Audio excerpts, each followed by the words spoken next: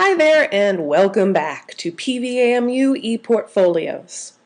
In your first lecture, you learned how to set up your profile and your resume. So if you haven't done that, please go back and find that video so you can set up that information.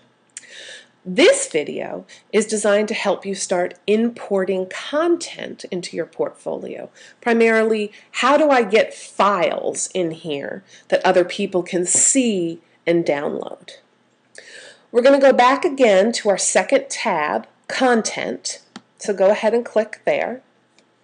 And you should have already set up your profile and your resume. Today, however, we're going to go to Files. This works pretty much like attaching a file to an email. One of the things you need to do, however, before you even have the option of choosing a file, is to click and acknowledge, yes, this is mine. I am not violating any copyrights. I am not uploading a bootleg music or movie file. This is my own work. So unless you click on this, you're not allowed to upload a file. Click. Now I can choose a file. And you really will see how, oh, this is a lot like how I would attach a file to an email.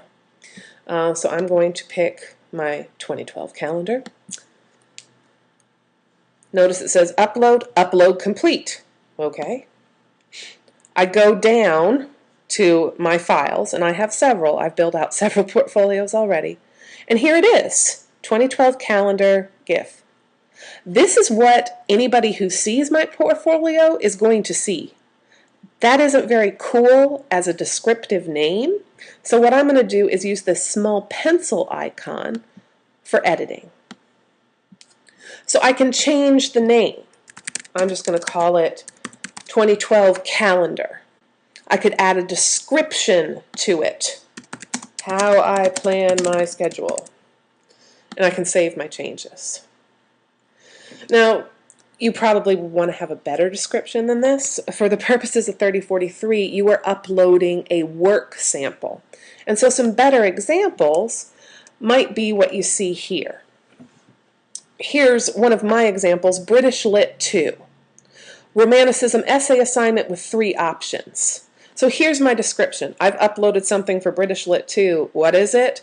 I've used the description area to say, here's what it is. Here is my work sample. Here's how I teach romantic literature. I've uploaded examples of papers that I've written, revised drafts. Here's my teaching philosophy, which I'm going to need. Here I have something called What I Do, and I've called it How I Instruct, How I Conduct Pedagogy, and My Goals for Student Learning. So I keep repeating this process, choosing files, uploading them, and then possibly editing them until I have completely gotten through everything I want in my portfolio. Something else you want to think about here is this is another place to back up your work.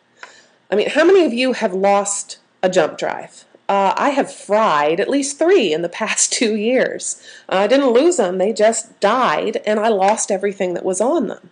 You need to have your materials backed up in several places. So it wouldn't be a bad idea to put your best work, or what we like to call in portfolio lingo, artifacts, into your files area in your ePortfolio.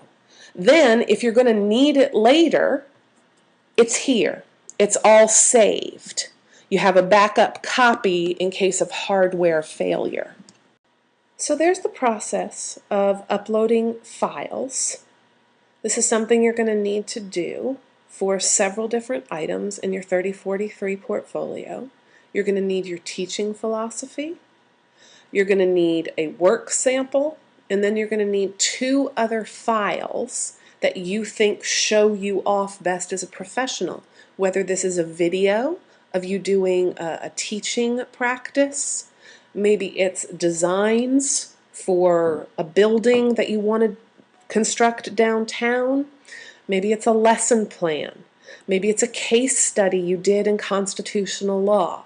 Whatever you think shows off your best and brightest work is what you want to include in your portfolio. So while your assignment only asks you to upload one work sample, I recommend that you go ahead and load all of the files that you can find and be hard at work on your career philosophy.